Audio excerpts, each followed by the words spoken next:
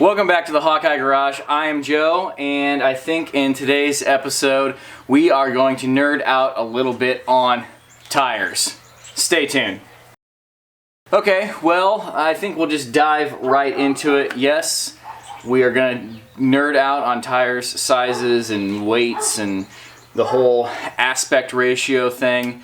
I'm sure there will be all kinds of comments about we already know about this stuff, and that could have been a 2-minute long video, but I know a lot of you guys enjoy, as I do, really digging into this stuff and overanalyzing it because we have more analyzing power than buying power. So it's time to think about buying a bigger set of off-road tires for the 4th Gen 4Runner.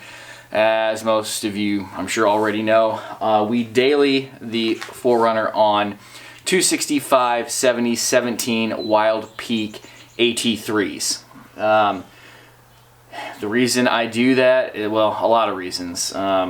Mileage, wear and tear, and as far as financially speaking, I was able to get 2 sets of wheels and tires for the same price of buying 1 set of good wheels and tires, just because of all the buying and trading and selling stuff that I do. So no comments about I'm rich and I can afford to do that. It was a lot of work in Craigslist and Facebook Marketplace. Anyway, let's talk about sizes first off. Metric tire sizes, which is what most everything is today, will start with a couple numbers and then a letter. Well, let's look at an example. These tires, for example, are, yes, I have paper for visual aids for writing. 265, 7. There's lots of ways you can write this, either with a dash or a slash. It doesn't matter. Tomato, tomato. 265, 70, 17 is the size of these. So what does that mean? The first number, the 265, basically that is the width of your tire, and we'll come back to what does width actually mean in a little bit. 265 is 265 millimeters. That's what that means, 265 millimeters wide. 70, now that is, the technical term for that is the aspect ratio. What that means is, it's a measurement of your sidewall. It's a measurement from here to here. It's this chunk. That's what that measurement is. So it's 70% of your first number, your width. So the sidewall equals 70% of 265. I'm not going to write out equations and do the math and stuff, but you guys get the picture. So to get the overall height of your tire would be whatever that number is times 2, because you have 2 sidewalls on the top and 1 on the bottom, plus the diameter of your wheel, which in this case is 17. So that will give you the overall height. So you have your overall width and the overall height. Why they've done it this way, I have no idea. I have not been able to find a good answer for that. Why? I mean, yes, most of the rest of the world runs on metric, but why they didn't just stick with the old, 35, 1250, 15. Now, that's an old school number, and actually you're starting to see that come back sometimes on bigger tires.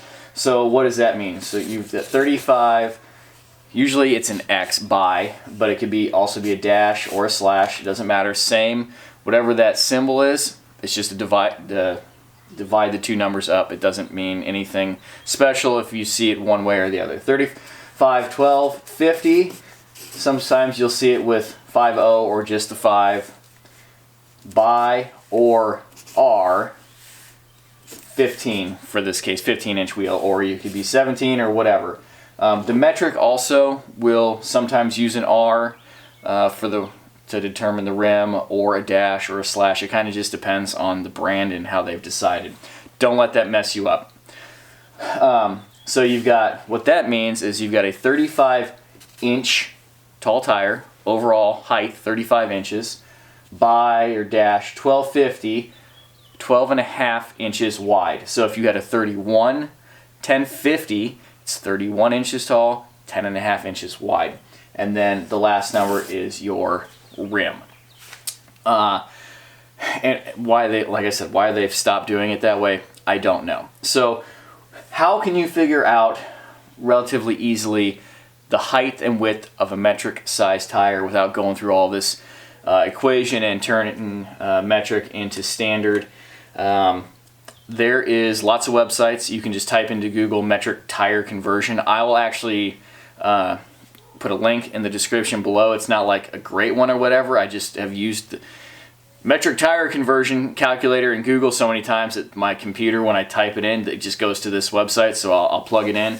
There's 3 spots. It's pretty self-explanatory. You put the 3 numbers in, and it will convert it to this old school number for you to tell you how tall and wide a tire is. Now, height is kind of, you know what, I'm not going to say that. Tire size is kind of like clothing size, pant size, shoe size, a medium, a large, a size 10 shoe. They should all be the same, but we all know they're not.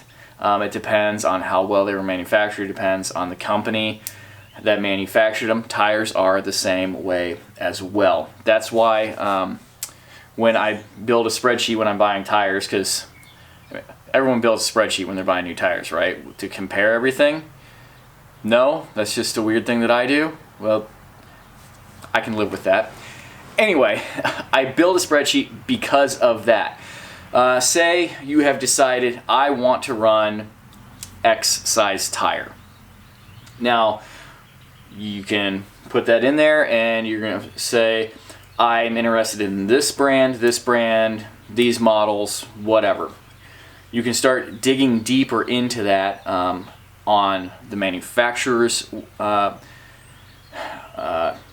page. You can dig onto sellers' pages to try and find true, or as true as you can research, specs on a tire.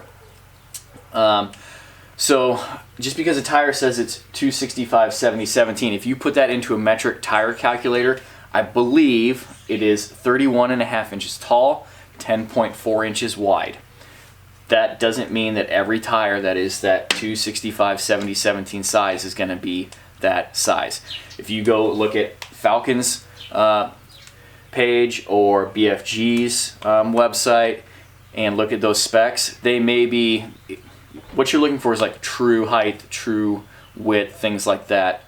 They're going to vary. And if you are to the point like, well, I can't spare an extra half an inch of tire because then I'm going to have to trim a bunch of stuff, that may be a real issue. Or I have X amount of dollars, that is all that I have. I'm more interested in how big of a tire can I get on this dollar amount. These are all real situations. So I encourage you greatly to do that. Width, does that mean the width of the tread? Does that mean that's the width of the ballooned part of the tire after it's inflated? It really just depends. I believe the width, what that is actually notating is like the width of where the belt is in the tire. So if you were to strip all the tread off and just have kind of that flat part on the top of the tire, it's that width. Now, a lot of manufacturers will tell you tread width. They will tell you like overall width, which is kind of this middle part of the tire here. You can come in. We have kids going on bike rides. And that's not so much important as the height for the most part, unless you are really tight for trying to run a really wide tire without running appropriately backspaced wheels. Yes, dear. You can go across. Run across. Without running appropriately backspaced wheels or getting wheel spacers to get that rubber away from your suspension components. That being said, there's a couple more things you guys might want to know. You may be looking at tires, and you may find some that are standard load rating, or you may see some that are sized P 265, 75, or whatever size, or you may see some that are sized LT. What that is telling you is the P and the S, for all intensive purposes, are the same thing. That's basically just your run-of-the-mill standard load passenger tire. It's the kind of tire that you're just going to run on a car. Most of the time, a mid-size SUV will come factory with that kind of tire. It's nothing heavy-duty reinforced. It's just a regular tire. The LTs stands for light truck. Those are usually a heavier duty tire, and those will come in different load ratings. I realize I'm going to oversimplify some of this. You'll have like a C, a D, and an E load rating, and that's basically it's how many layers are built into the tire. There you go, how strong the tire is. That's a really simple explanation. For the most part, you can C is the lowest and E is the highest rating. E is like what you would run on a 3/4 ton truck, something that's going to be pulling a lot of weight. It's going to have a lot of plies, so the tire is going to be really thick. You're going to inflate it most of the time. It's going to call for like 60 to 80 psi, and that's so that it can handle that load being put on it while towing. And obviously, because of all that extra air pressure and the extra thickness of the tire, it's going to ride a lot rougher too. So right now, the Falcons on this are the P or the S, the standard load, because like I said, it's just our normal everyday rig. Yes, I tow my camper with these tires because my camper only weighs like 3,400 pounds and the tongue weight is like 600 pounds. So that is a negligible figure. It doesn't matter. Also, hold on. What you will probably notice if you really dig into it and nerd out as much as I do. Dad, where do we stop? You know where to stop. The boat and the green tractor. Riding bikes. The Falcons, for example, the standard load, the P load, only come with like 13, no, it's not even that. I think it was 13, 30 seconds, or right around there. Tread depth, that's how the height of the tread. Now if you went up to an E load, that is the 10 ply on the Falcons, it's like 16 30 seconds. So it's another 30 seconds. That doesn't sound like much, but it actually is quite a bit of tread difference. It's also a lot more weight. Rotating mass is a real issue that you will have to deal with moving up size in tires. Everyone seems to think, well, if I go a higher tire, I'll get better gas mileage.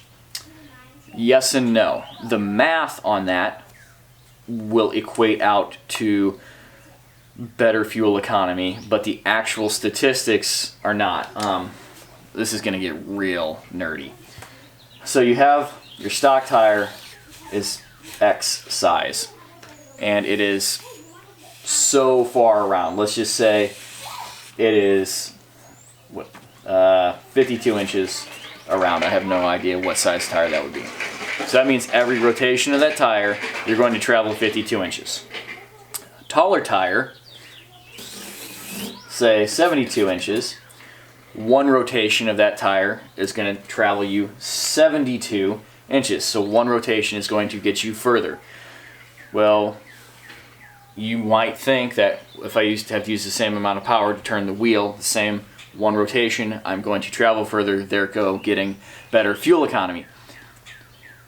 If things like friction and physics didn't exist, that would be true.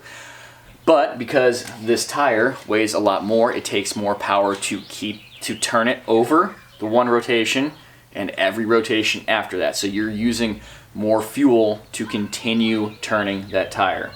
Does that equal out in the long run? Not really. Because Mrs. HSW is out here dancing in the street trying to distract me.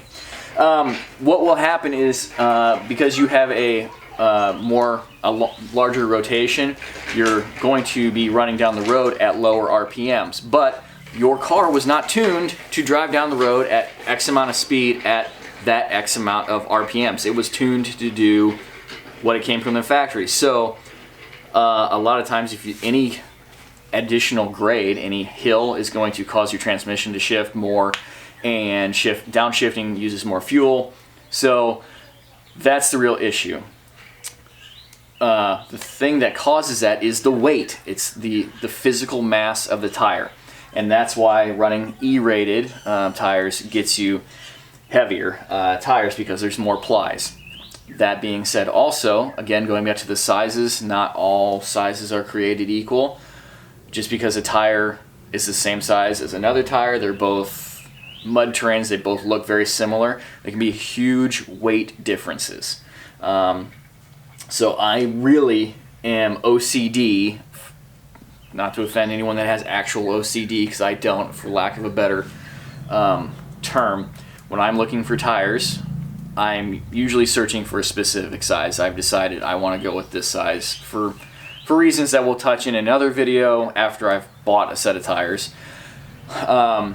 So I'm trying to find usually the tallest tire in that size, because you go up in size generally for more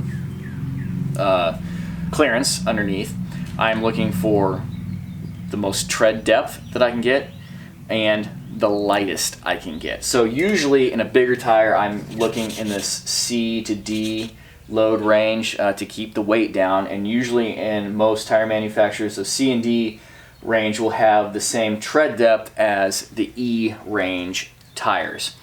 I hope this kind of has briefly given some of you who have had questions about why tires are marked the way that they're marked, what is the differences in the letters and the numbers, and how can you figure out how tall a tire is, and things like that. So, big news. Sad news, happy news. The Explorer is gone. It has officially been sold. It is gone. Hopefully it went to a good home, local. And yeah, it's bittersweet, but time to move on to other things. We'll go ahead and wrap this video up here. Links down below for everything. 96% of you who watch my videos, who I'm very grateful for, are not subscribed to the channel. Therefore, you're not getting notifications when I drop videos, and you're probably not subscribed to Facebook or Instagram to see all the other stuff that I post all the time over there. So hit that subscribe button if you would. I would really, really appreciate it, even more than I already do appreciate you guys watching. Again, stay safe, stay healthy, and until next Sunday, thank you for watching. Take care. Goodbye.